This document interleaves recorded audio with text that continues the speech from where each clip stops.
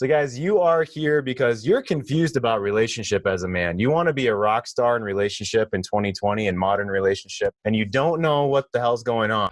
I'm gonna tell you about a woman whose heart is sunshine, whose body burned hot.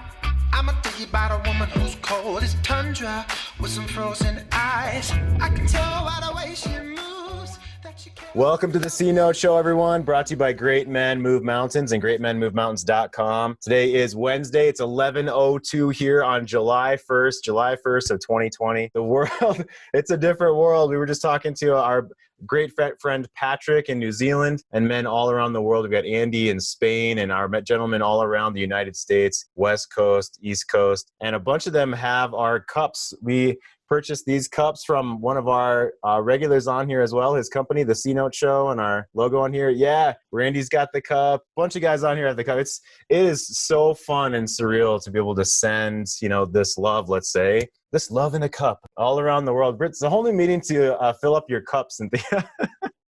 Yeah, so fun. Well, gentlemen, you are here. So I got to do my intro, right? So guys, you are here because you're confused about relationship as a man. You want to be a rock star in relationship in 2020 in modern relationship, and you don't know what the hell's going on. Either she's acting really strangely, or it's up and down, or she's really mad right now and you're worried about the D word coming out, or she already has said things like, I love you, but I'm not in love with you. I want space. I want separation, all the way up to like, fuck you mode of, I want nothing to do with you. Do you disgust me? I've been through all of that, guys. And so we've got guys here in every one of those places or past that. And if you want to learn, well, how do I have an amazing relationship with the next woman in my life? Those are the things we teach here on the show. Through the 3 forms of confidence, through our morning kingly plan, and through the tools that we show. I've got a brand new tool today that I'm going to unveil. It has to deal with how much action should we take and how much emotional attachment should we have to different things in our life. That's from the book Super Coach by Michael Neal. And the only woman allowed on this show is my partner in crime, my fiance, and my co-coach, professional coach with myself, Miss Cynthia Cruz. Hi, Cynthia. Hey, good morning. Thank you for inviting me into this space. And thank you all who are here. Andy, Dave, Jason, Joseph, Patrick, Randy, Rueben, Rob. I know there will be more to come. And just please, if you could hear anything this morning, know what a difference you make and how much gratitude I am just to get to sit here and be with all of you. This is a very sacred tribe and space, and I don't take that for granted for one moment. I fully agree, Cynthia. I don't take that for granted either. My mentor reached out to me yesterday and he said, how's business? And I said, well, my strategy of filling love and intention and presence into every call, into every show, into every client, into every group that I run seems to be going pretty well. So that's my strategy, guys. We follow fun. We follow, the pain of where we are in now as men, or where I was, and that's why we bring the show, and I follow my heart in this business. And so that's my business plan. So let's get us started today. We're going to share something from the forum like we always do, and then we're going to hit the shit. We're going to dive into vulnerability and bounce off the bottom of the pool, kick up off the bottom of the pool with a perspective and a plan and some more tools today, some kick-ass stuff. We got a great show. Why anger is killing your sex life. That's our theme of this week. Why anger is killing your sex life. And you want to be a new man through your learnings of this show. You are a man starting to rise in the world. So here we go. Here's some words from our forum.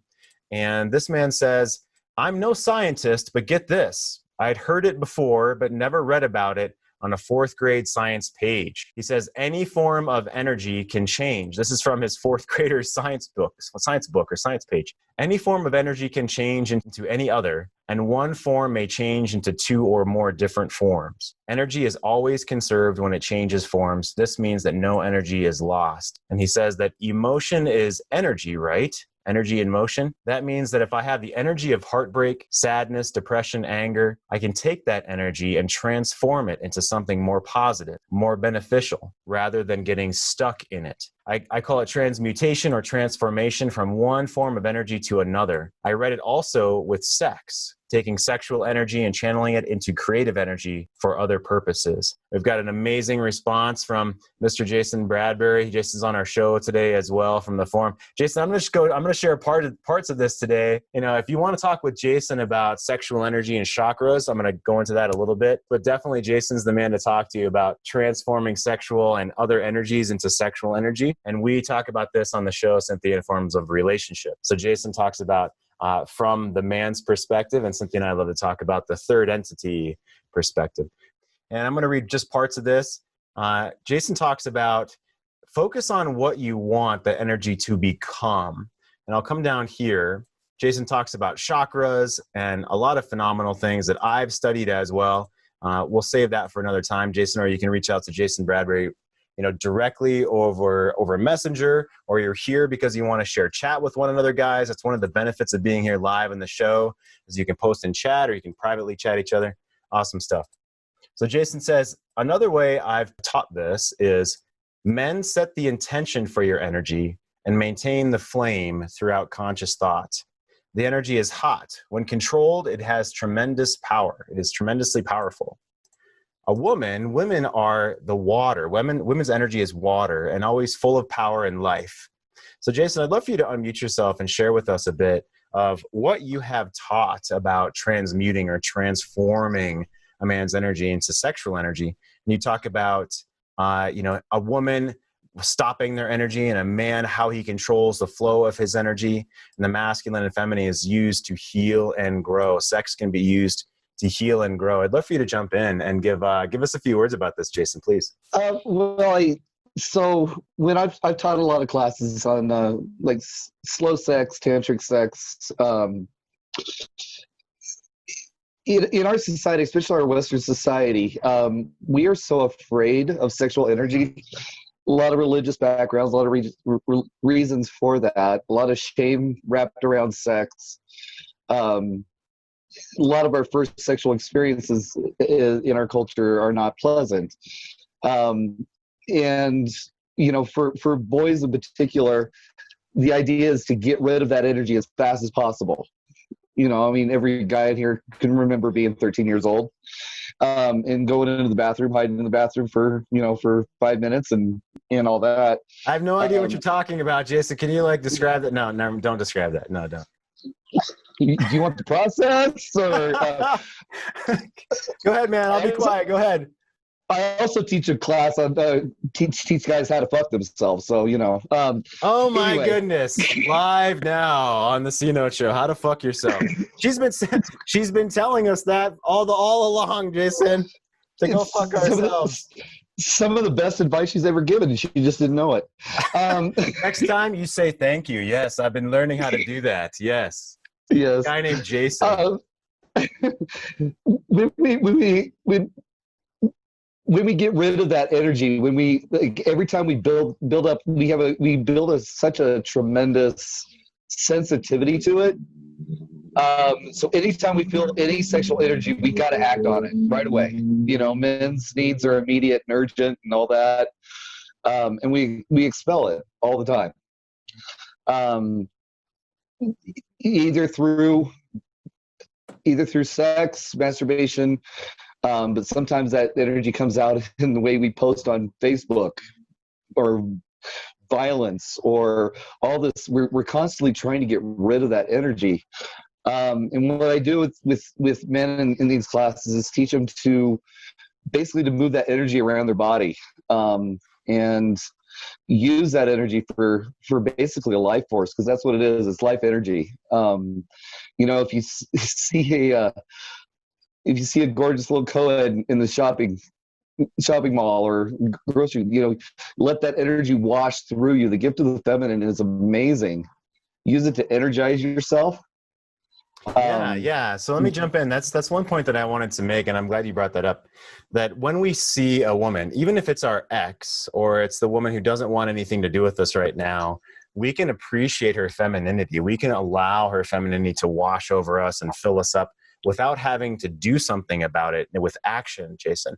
Right? So I want to go over to this other sentence that you said here. If we become disconnected in forms of sexual expression, like using masturbation, porn, materialism, and non-integrated chastity right, then it can lead to disease. So talk with us for a moment about what you mean by disconnected forms of sexual expression. Sex is such an amazing gift. It energizes, it heals, it nurtures not only our body but our souls and our spirit and our minds and everything. Disconnected is when you're not in that place of connection with another human being or even with yourself. Again, back to a different subject maybe, but when we are acting on our sexuality rather than expressing our sexuality, that's a catabolic activity. In other words, it's taking energy away. It's throwing energy away. In an anabolic state, which is sharing and giving, it grows on itself. And so when a couple is together in a loving way, heart-centered, connected, the sum of the two is greater than each of the parts. Yeah, absolutely. Let me press pause right there for a second, Jason. So we can definitely come back to this. So I'm going to have Jason highlighted on different forms of our training, right? So Jason's been a coach for years. He and I have known each other for 5 years. We met in Steve Horseman's local group here. So Jason and I have been on and off through the shit together. Jason's been through a lot of shit. If you guys don't know his story, connect with him one-on-one. He's got an amazing story. One thing, Jason, I don't think that I've had a chance because you've been working fucking 18 hours a day the past 2 days, but Cynthia and I, and Andy knows this because he's been on the show, have launched a small group that we're going to put together and launch over the next 3 or 4 weeks here. There's already 3 men, and we want to have 6 to 8 men in the group. So basically, guys, the group is half full in less than 48 hours. It was 36 hours, and our small group coaching for men was half full in 36 hours, right? So that's one thing I wanted to let you know, Jason and Andy. And I want to bring Jason and Andy, as I've said, guys, are leaders in my community. They're coaches. They're moderators on the forum. And Cynthia and I, of course, are the head coaches. And these guys are kicking ass and helping me out because my client book is full right at the moment, right? And then we're going on vacation next week, Cynthia. So it's going to be insane. I'm working I have so many meetings the week after we come back. But that's a good problem to have. But anyway, yeah, Jason and Andy. Of course, the reason that Cynthia and I wanted to launch the small group is so we could help more men and also have it at a lower price point. And Jason, as far as sex goes, I'd love for you to come in and be, a guest, and Andy as well, of course, within that group to highlight what your expertise is in. Andy's talked a lot about honesty and addiction and drinking in the past and trust. And Jason's talked a lot about sex and sexuality. And, all of us have specialties and all of us have our different personalities. So I'm excited about that. But Cynthia, I want you to think about, I'm going to bring up this sentence. So women, let the energy is water and always full of power and life. Let the energy continuously flow from your womb and nurture your way of being. Jason has done different classes and learning than I have. When I read them, how do I even consider that? Let your energy flow, and your energy is always full of power and life. So after I show a clip that deals exactly what Jason was just talking about what do we do as a man when we're feeling stuck or when feeling angry or when we want to take that drink or when we want to eat the fucking 4th piece of cheesecake today and stuff our face, and we have addictions rising, we have anger rising. What is the number one key, almost a secret that we can do? John Wineland is going to share that with us right now. And Cynthia, when I come back from this, I'd love for you to talk with us about sex and energy is water and always full of power and life. Not enough sleep. Oh, great. Yeah. Okay. Not enough sleep. Okay, so you're exhausted. You get tired. Yeah. All right. So when you get tired, you start to think non-productive thoughts, probably. Yeah. Like most of us. Yeah. Okay. Anytime you're collapsing, the answer tends to be, in my opinion, it's kind of a catch-all. It's almost foolproof, not quite foolproof. It's almost the outside 90, but not, the outside 90 is not foolproof either. But this is pretty close to that. This will be the equivalent of your outside 90. Who can you love? Who can you love? Remember at the very beginning of the program, I said send 10 texts out to people telling them that you love them. That is my process for dealing with that moment. Right? I love you, man. I love you, man. I love you. You're fucking doing great. I love you, right? And just me doing that takes 5 minutes, and it's the antidote to that moment. Yeah. Does that make sense? Yeah, I mean, part of what I'm hearing is having your masculine lead from a place of attunement as opposed to overriding. Yes. Perfect. Attunement and then action. Right. So freedom. So I'm collapsing. I can feel this is going to not end well for me because I'm tired and I'm grumpy, right? So who can I love? Who can I blast with love? Yeah. What's a loving act I can do? Who needs my love? Who needs my attention? Who needs, right, in that moment? Most of the time, exhaustion's an excuse for closure. And the antidote to closure is always blasting out love in some form or fashion. Now, how we do that's our individual art. How could you do that? So as the man, as the masculine presence, and yesterday we talked about being tethered to consciousness, tethered to being aware of what your body's doing, right? You're aware if you're getting upset. You're aware if you're ready to stuff cheesecake or pumpkin pie, in my case, in your face, right? Or cookies or whatever the fuck's in the cupboard. You're just going to jam your face or go grab another drink. Or if you're going to be a needy little boy and run to mommy for validation, right? When you feel that, when you're tethered to that awareness, he says the catch-all, the 9 times out of 10, what's going to help you is to send love to your family, to your friends, right? Now, in our instance, if the woman in your life is wanting space, then it's not appropriate to send her love or send her a text, right? And so that's painful for us. That's painful, and I understand that. And that's the phase of relationship that we're in. If we're separated or if we're in space, we have to honor that space and be in control of ourselves as a man and send love to our dog, to our children, to our yard, to our hobby. Maybe you have a woodworking hobby, to our career if that's what you're focused on, to your family, right? Or if you're in a spot with your wife where things are going, you know, you're not just like up and down, not sure, you can blast her with love in 3 seconds by going over, feeling her radiance and giving her a big smile and having high regard in your mind. Okay, that counts. It doesn't have to be backflips. It doesn't have to be fireworks or somersaults or whip your cock out. Even though Jason recommends you whip your cock. No, just joking, just joking. Just joking. But yeah, so I saw Andy raise his hand. I'd love for Jason to come in again, but I want to give Cynthia a chance to come in and talk with us about feminine sexuality and the power of that. Please, Cynthia, if you'd unmute yourself, I'd appreciate it. That's a huge question. I know it's huge. Thank you very much. I appreciate that. I appreciate greatly, Jason, what you shared about, you know, the watery nature of a woman's energy and sexuality, and how you also spoke of, like if you're talking about the chakra points on our body, how a woman's, the way she exudes love in like her most sensual sexual way is, you know, right at the seat of her being, which is a little bit different than a man's. And it's right in that, in her abdomen and that womb space. And not to get too like ooby groovy on you guys, I absolutely, and there's actually a woman in Colorado who is very well known, and she does the art of feminine presence. Her name is Rachel Jane Groover, and she actually has women practice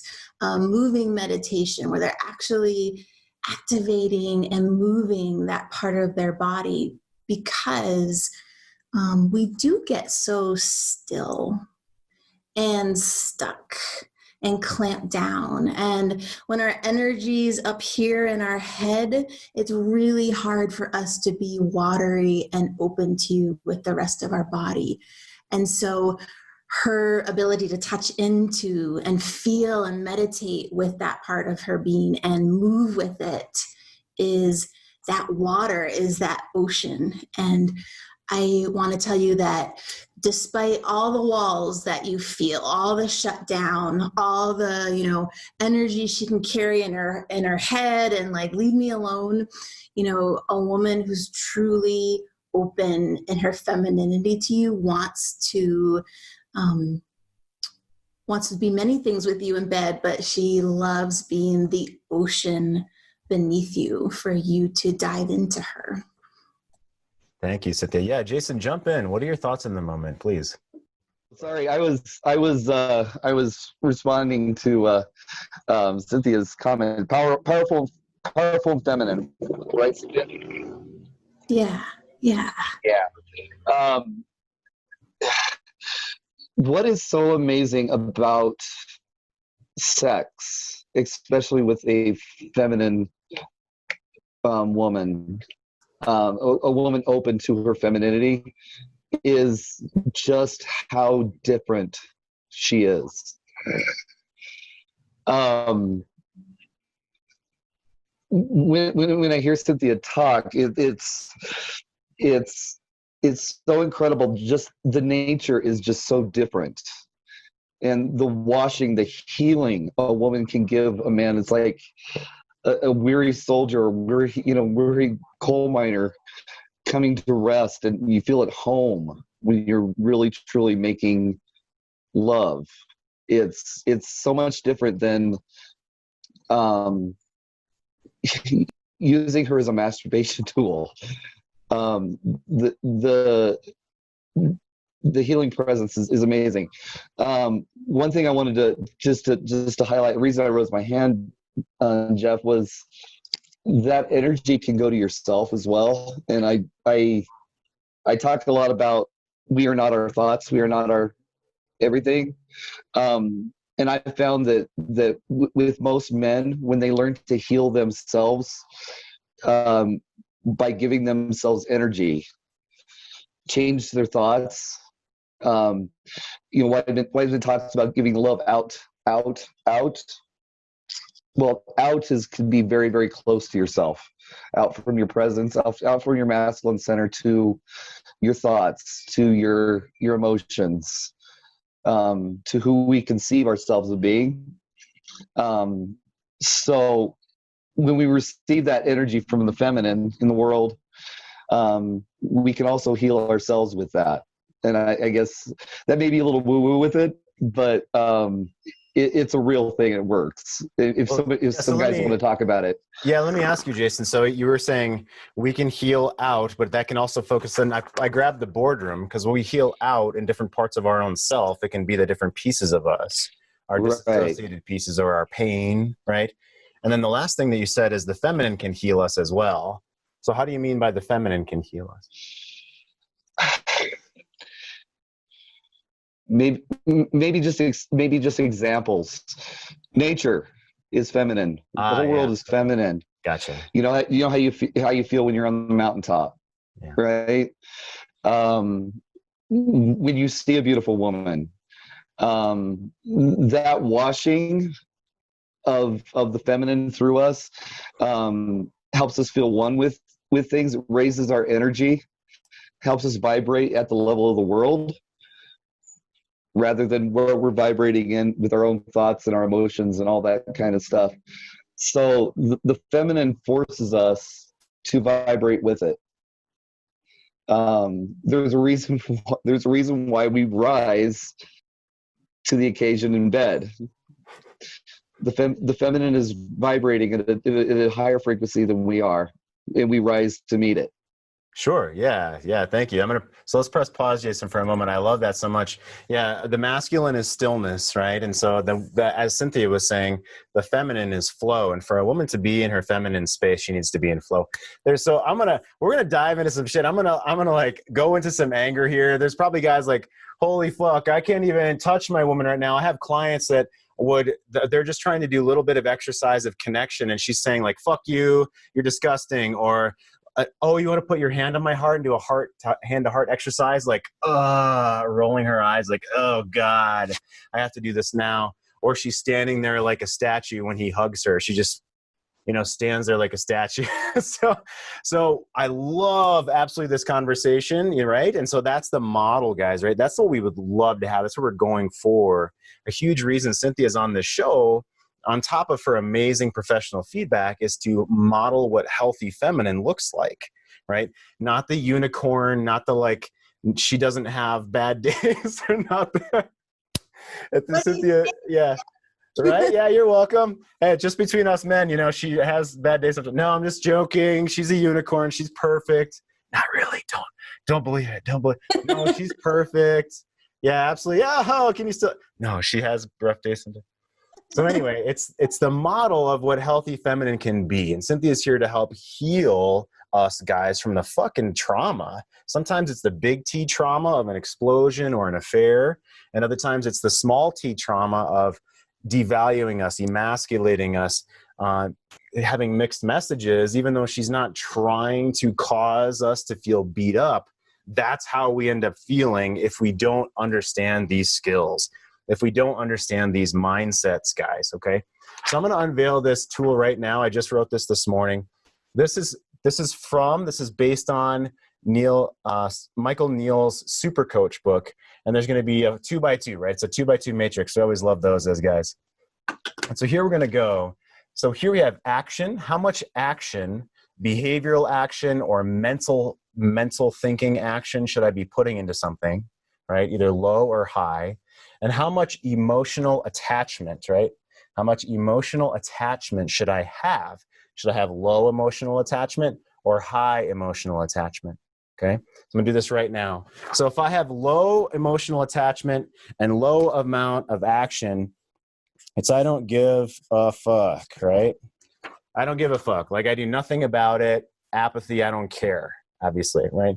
So if I have high emotional attachment but low action, this is like a sports fan that's watching from the stands that loses his shit when his sports team is not doing well, or he tries to be an armchair quarterback, right? Where he really has actually no involvement, but he's so emotional, he can't do anything about it, but he has so much emotional involvement. Now, think about this. Think about if we have so much emotional attachment to what she does, and yet we actually cannot control what she does. We cannot put more action or control into her life. So think about how much that is pretty much disgusting to her as the little boy that's, trying to control her, or we're coming out and trying to control the situation when we really have no ability to control that, right? So I think of the low action, high attachments as like the sports team, the sports fan, right? That kind of loses his shit if his sports team's not doing well, okay? Then we have high emotional attachment and high amount of action. This is generally someone who is so involved in achieving in the world, right? So we get really upset if we don't get the outcome that we want. So if I work 80 hours a week and I'm trying to succeed in my career, I'm trying to get that promotion, and if I don't get it, I become like a raging asshole, or I become like I shut down and shell myself off because I have so much emotional attachment. Right? It's the opposite from being detached from outcome. It's the attached from outcome, and I'm trying so hard to make this happen. Okay, then we can blow out of proportion, right? And what we want to have is a high amount of action in the world, but detached from outcome. That's what we want.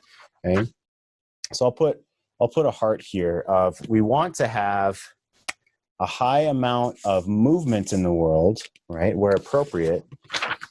We want to have involvement, amount of action, but we want to be detached from outcome. All right. So I want you to think about where in my life, or maybe this one is high emotional attachment and I can't really control it. If a child of mine is going to a certain college and they have to move across the country, I have a man like that whose child is going to be moving across the country this fall, and wife is flipping out because the daughter's moving across the country. Okay. She's losing her shit. She has high emotional attachment, but she's not able to do anything about it. It's not within her realm to do anything about it. And Michael Neal says, I've got it right here, his book, Super Coach. He says, the two best ways I know to lower your level of emotional attachment in an outcome are, number one, get as clear as you can about what is in your control and what is not. And number two, really see that you'll be okay regardless of what happens and how things turn out, that your ultimate happiness and well-being aren't at stake. So get clear about what you can control and realize you're going to be okay no matter what. So Cynthia, I want to bounce over to you. So if I'm a man that loves the relationship, I have vision for where we're going, I'm taking action in the world, I'm connecting with you in the love languages that we've all learned, the 5 love languages, I'm confident within myself, but I also understand that I need to be detached from outcome, right? That if I don't get what I want, that I can't explode or collapse like a little boy, right? How does that feel as a woman when her man has high action in the world, but he's detached from outcome? Like whatever happens, he can handle. How does that feel in your body as a woman? It's like a huge relief. Allison Armstrong will reference how much a woman kind of carries tension in her body. She's just very aware of, when things are not going well, when you're not thrilled with what she's doing. And she, of course, then has different ways of responding to that tension. So when you just mentioned that, like vision, like adventure, growth together, but there's like a unattachment to that. It makes my whole body relax and like, oh, thank God, like, oh, okay. And 2, I've experienced with you, Jeff, that especially in places where I have felt pretty stuck, when you kind of have forward momentum and boundary and vision, and there's unattachment to it, all of a sudden, and this kind of references what Jason said, like your masculinity is very healing to me, because I can take what was kind of watery and overwhelming and not with much form and go, here's like some form I can model after. And it makes me feel like I can move forward in the step I'm wanting to take. Because you're also modeling the steps you want to take. Oh, thank you so much. Yeah. And so I want to share, I've got a quote from Jordan Peterson I'm going to share here in a second. Cynthia shared yesterday that such a driving force in our relationship is the vision that I laid out when we first got together, and the vision that I have for my own self, as John Eldridge would say, the adventure and the battle, like we talk about that on the show. And Jordan Peterson has a quote that I pulled that deals directly with this. He says, the ultimate value, you don't know exactly what it is, okay? If you're uncertain of exactly what your ultimate value in the world is, but you must have some idea. You must be at least on the path toward searching for ultimate value in your life and who you are as a man and what you stand for. Determine that your life will be guided by unshakable commitment to the highest good. Okay, so Jordan Peterson is saying if your ultimate value is the highest good, right, it's no longer that your ego's in charge. It means that your conversations with people are no longer about convincing them that your viewpoint is right. It means that what your conversation and speech will be about are attempting to represent what you believe to be true in the most concise and clear possible manner, no matter what. And you do that by noticing very carefully and attending to what constitutes the truth. And then you let that take you wherever that will go. So for me, as I said at the start of the show, my business strategy is to fill love and intention into everything that I do. And I also want it to be hopefully enjoyable and valuable for the people that I'm trying to serve. So for the men that I'm trying to serve, or back in the school system, for the children and the teachers and the families that I'm trying to serve, right? Does it serve them? And am I filling love and intention into everything that I do? And hopefully I enjoy it, okay? So that's the 3 pieces that I think about, right?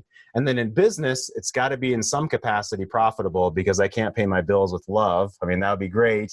I could go be a Buddhist monk, which I actually have taught English in Southeast Asia at a Buddhist monastery. I mean, I could go be a Buddhist monk, but I'd rather live in the Western world. And I don't think Cynthia wants to go sleep on a floor in a Buddhist monastery either. I think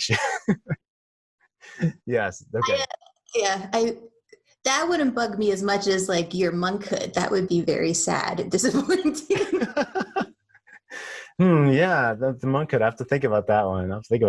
Maybe I could focus on tantric sex, and that could be my mission within my monkhood. And Jason, Jason, go teach me. Or Ruben in the chat said cock slaps. I don't know if that means that you're going to give cock slaps, Ruben, or if you want someone else to give cock. I don't know what you're trying to say there, buddy. I might just leave it at that. Yeah, he's laughing up there. Nice. I think I might just not call on you to ask you to explain that one, but. Yeah, I love it so much.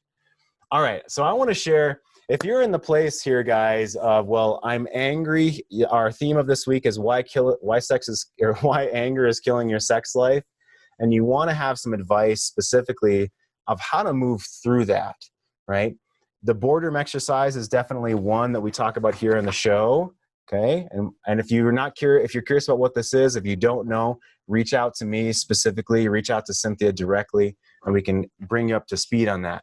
But I want to share something new, a new perspective from John Wineland here. He's got about a 3-minute clip on how to move through anger, and the man in the audience is saying he's been working on this and he's not sure how to move past it. You can hear in my voice, like we did some work yesterday, fully expressed what I felt was rage. In regards to a relationship that I ended recently, and infidelity, and just not congruent with action versus words. Kind of, that's my story, you know. Yeah. It's feminine in nature. Yeah. Right. And I expressed the rage and have been, and you gave me some practices, and so did the other guys on the Facebook group. It's not moving it though. So I don't know what that underlying emotion is. I feel grief and sadness, but I can't access it. You know, there's part of me that wants to cry and emote, and I'm numb there. Yeah. So this practice, it seems like, when we talk about the physiological response, I feel the heat, the fire, the rage, the anger, the like want to fucking, kill you basically, but it's not moving it, you know? Yeah. Well, don't force it either, brother. Yeah. You know what I mean? Like, the way to be with these things is to be with them kind of like a massage therapist kind of works a knot, consistently, gently, sometimes a little, like, there's like an edge. It's something like that. Yeah. You don't want to blow a hamstring, but you don't want to back off either. You want to find that spot and hang out. Anger, at some point, maybe this weekend, maybe afterwards, who knows, maybe the next 6 months, this anger will turn to anguish. Yeah, and I feel that. I feel both sometimes. Yeah. It's like an oscillation, So I just feel going into this practice, the reason I wanted to bring it up is just because if I'm going to this place of rage over and over again, because that's what's real for me at the moment, and it's not really... Yeah. Like, So when you do the shadow practice, is that what you determined? Yeah. Feel what's beneath that. Yeah. Okay. Because what's beneath that is different, right? When I first did this, it was around a relationship, go figure, and the rage was, mistrust of the feminine, like, you're gonna fuck me. I even had a little shadow figure, like a little character that was like, you're gonna fuck me, right? And it was true.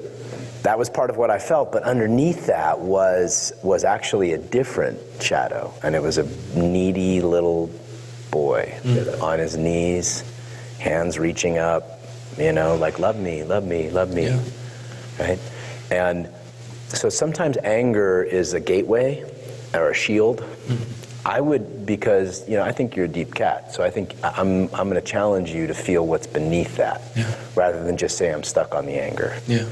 And if you can just get to what's beneath it, even a little bit, that's a win. That's working the edge. You know what I mean? Yep. Yeah. Thank you. You're welcome. Yeah, working the edge of our anger. Anger always covers something else, right? And then there's a bottom drawer. So as Cynthia says, what's immediately underneath anger is going to be something like sadness or fear, okay? And then what's underneath that? What's really gone on? And a lot of times it's in our childhood that we've seen from our parents or from our father. Last night I had my session with a gentleman out of Taiwan, and I asked him he's acted like all the nice guy, needy little boy, and then shamed and punished her if she didn't do exactly what he thought was supposed to happen in relationship, right? So like my nice guy was just to kind of stuff the shame, stuff it, and then become angry later on and almost explosive, right? Like, well, this blah, and then you didn't blah, shit like that. Where this gentleman, instead of stuffing it, he would like shame her for not doing what he thought she should be doing as a mother and as a wife. So it was these small t shamings, trauma, shaming over time. And he's coming back from that now. It's been 6 months. He and I have been working together going on 3 months at this point. She's starting to open up. She's starting to share with him, but she's been so shut down by the shaming that, as Cynthia would say, she's built the masculine shield to be her own entity within the world, because her femininity was so beat up, and he's helping his own self integrate this shadow. And I asked him, did he see this kind of thing? Was his father an angry guy? And he said, no, he wasn't angry. In fact, they never fought in front of me.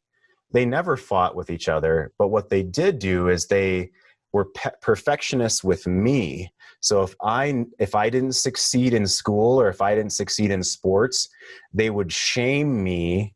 They would use these little shaming tactics, and that he wasn't good enough and that he needed to achieve more. And then he's explaining exactly what he had been doing with his wife. So Cynthia, I'd love for you to talk about the bottom drawer. So we have the presenting issue, the presenting symptom is anger. Underneath that is going to be something else, guys. Okay. It's sadness or fear. And then there's the bottom drawer of our experience. So Cynthia, share with us generally. So what's the question I want to ask you here? So if I'm a man that's processing through these things, and I'm not perfect, and I sometimes I kind of throw a tantrum sometimes, but I'm doing my work, and you're a woman who isn't aware of this kind of stuff, right? You're, let's say, the average gentleman's wife, and he's working through these things. And I feel, if I'm that man, I feel like I almost want to overly apologize, or I almost want to like overly explain. Oh, well, I learned in this men's group, Great Men Movement, that there's a bottom drawer and blah, blah, blah, fucking blah. How should this man who has great days and then has sometimes really bad days and falls off the wagon, how can he move into relationship with her? How can he help for her to show up in relationship, right? This is maybe a complicated question, but I think you see where I'm going here. So the man has good days and bad days, and he wants to still connect with his woman, but he doesn't want to overly apologize and doesn't want to overly explain. Can you talk with us about that in relation to bottom drawer emotions, please? Sure. Well, thank you. I'll talk about he doesn't want to overly apologize or overly explain.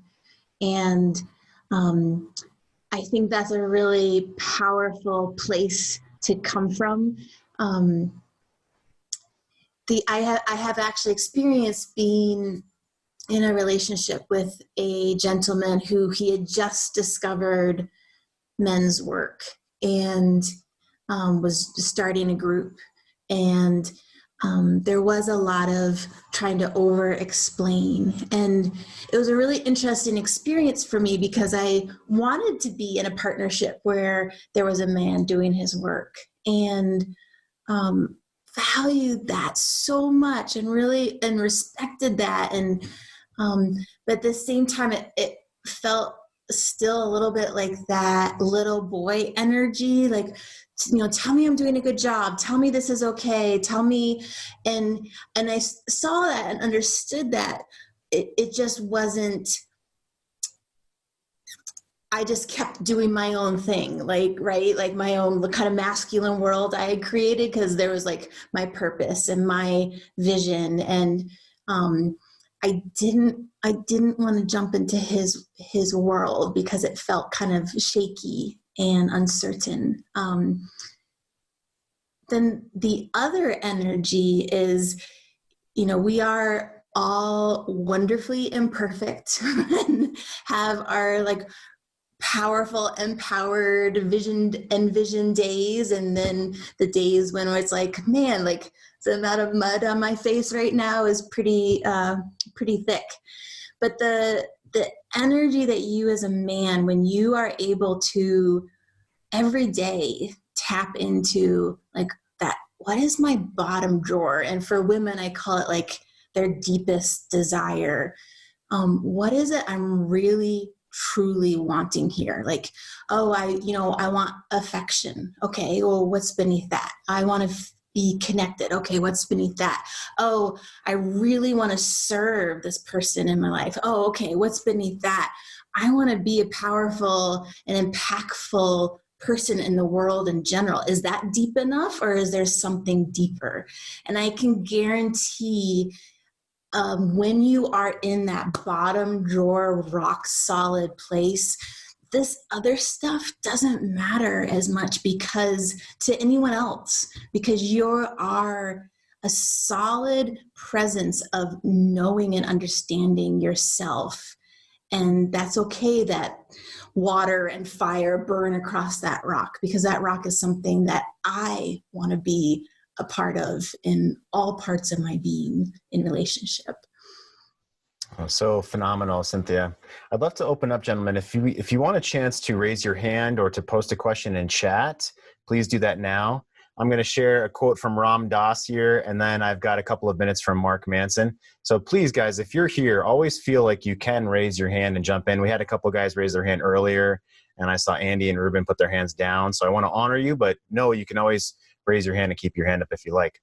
So here's a quote that relates to what Cynthia was saying and what we've been talking about throughout the whole show here, which is often if we're unaware of these things and we're unconscious about our own identity or about what we want, Ram Dass says, in most of our human relationships, we spend much of our time reassuring one another that our costumes of identity are on straight. We spend so much time reassuring one another that our costumes of identity are on straight, right? Yeah, Rueben, please, come on, jump in. I appreciate it. So I just want to say that, using that kingly morning throne, it helps you get to this. And it just, every day I sit there and I'm like, what am I going to write today? And then 5-10 minutes later, I'm thinking, and I'm like, oh, I know exactly what I'm doing. And it just, yeah. But just a few days ago, my wife was not in the greatest of mood, but I can slowly see it changing, metamorphosizing as I'm changing. And it's exciting, but at the same point, I'm holding myself back because I want to stay in my lane, continue to move forward and where I can be at. And I can see that I can see the attraction. It might not be overwhelming, but I can see that, like when like the other day when I mentioned, when she goes out and she sort of says that, but whenever she goes out somewhere now, she's telling me what she's doing. And I didn't ask for it. I just made one comment. And there's many different things that are happening right now that are small, but sure, yes, I'm understanding more of the feminine and dealing with it, and being me and not getting involved. Asking questions and understanding, and then just asking questions about myself, where I want to be, what I want to do. And that's helping me just kind of have, I guess, vision and growing where I want to go, and not be, see some positivity and then fall back into the same state.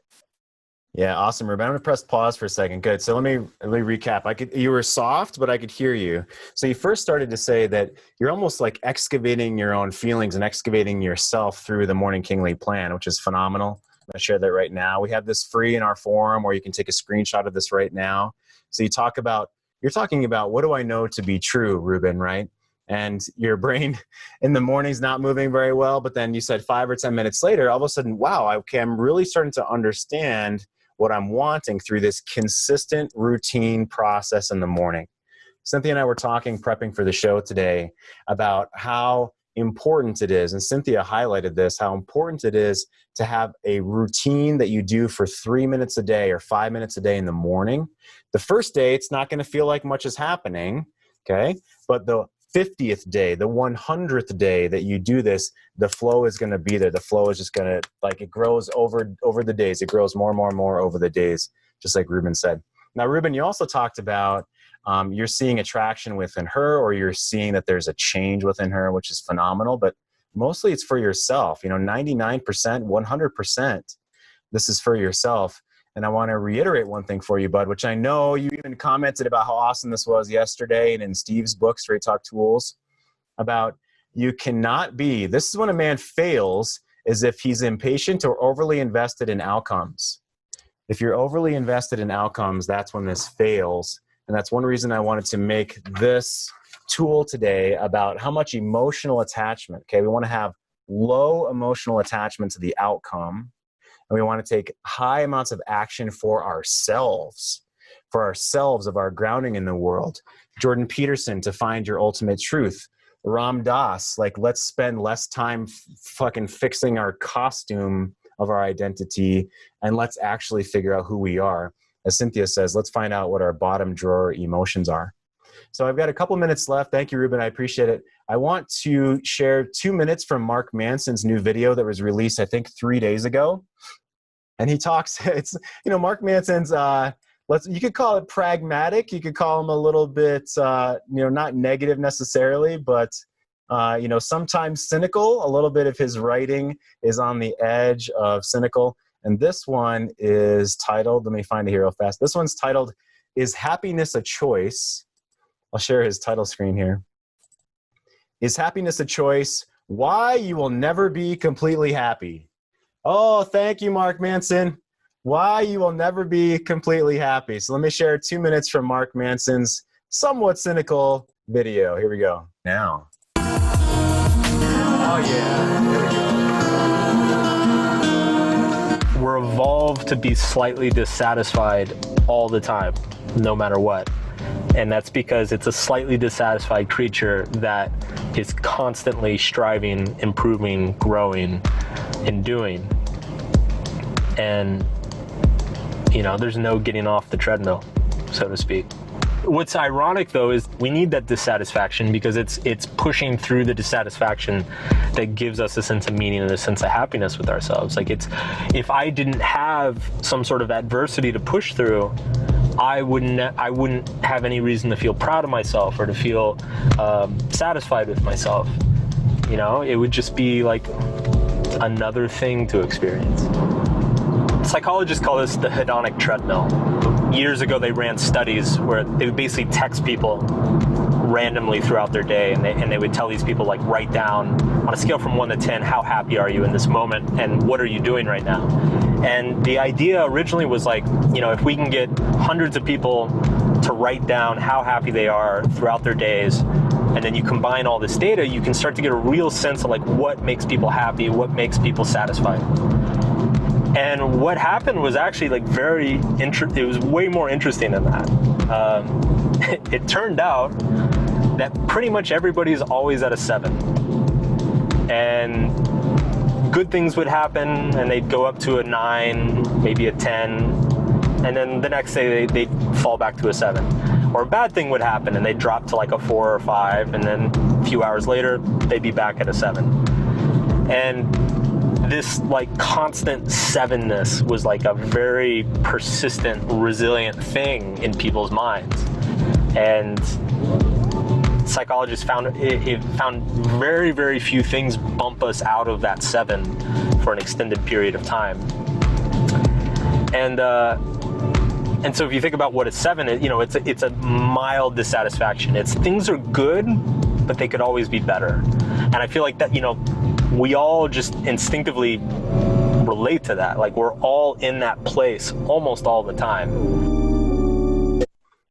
So I agree with Mark in that we have a thermostat set through our routines of how back to happy or contented or normal that we become. And now I fully 100% believe and personally have experienced that thermostat can be lower when I'm in like a shitty cubicle job that's not fulfilling and I've just chased money and I'm not fulfilled and I don't have a spiritual grounding. Like that was me back in my 20s when I chased money.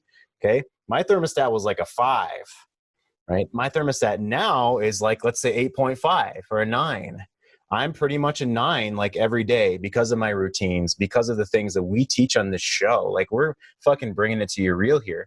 Was I in a 1 or a 2 in 2015? Absolutely. Right? Do I have bad days? Yes. Do I have fears? Yes.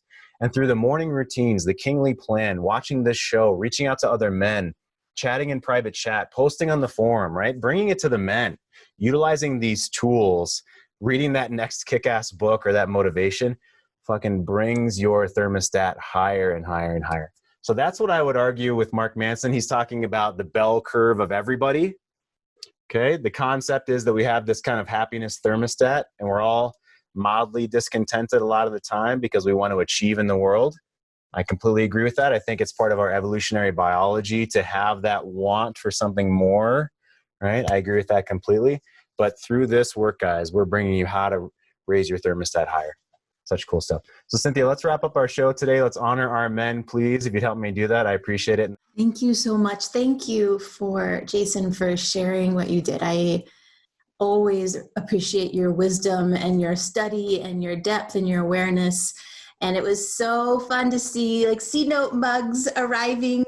And I just, you talked about raising the thermostat. This being around you gentlemen in the work that you're doing, it guides and leads the thermostat being turned up. And I can't tell you how much I appreciate that and honor that. And I'm just so excited for how the world gets to shift and change because you are doing this work. So thank you so much. I agree, Cynthia. Thank you so much. Yes, gentlemen, you are doing this work. We're here every day to do our daily work. This has been the C-Note Show, brought to you by Great Men Move Mountains and greatmenmovemountains.com. We've got free stuff on our website. Check out our free content tab. And if you'd like to find out about our small group coaching program that we launched literally 2 days ago, that's already half full, okay, check out how we're going to kick ass for 6 months together in a small group. It's economical, it's powerful, it's all the tools that Cynthia and I teach with one-on-one coaching, specifically engineered for that small group of men to kick ass in the world. Go to greatmenmovemountains.com/relaunch. And we'll see you guys tomorrow at 11 a.m. Mountain, just like every Monday through Friday. Love you guys. Have a great rest of your Wednesday and Thursday for you, Patrick. Bye, guys. Whose body burn hot.